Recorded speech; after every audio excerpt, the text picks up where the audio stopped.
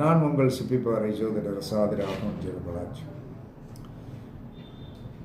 4ஆம் இடத்தில் ஒரு மனிதனுக்கு குரு இருந்தால் அந்த மனிதனுக்கு சொகுசான வீடு வாகனம் இருக்கும்.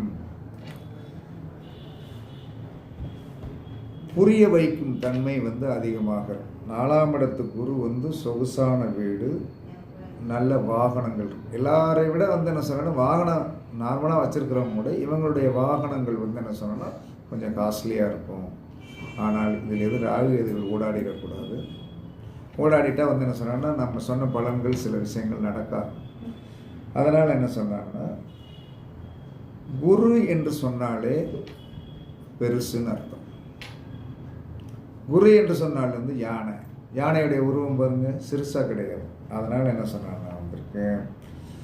இதில் 4ஆம் இடத்தில் குரு இருந்தால் கண்டிப்பாக சொகுசான வீடு வாகனம் இருக்கும்.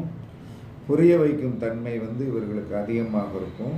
குரு விரிவாக்கத்தை கொடுக்கறதுனால பெரிய வீடாக இருக்கும், சொகுசான வாகனம். ஆனால் உபய லக்கணமாகிய மிதுனம் கன்னி தனுசு மீனத்திற்கு 4ஆம் இடத்தில் குரு இருந்தால் பாதிப்பு வரும்.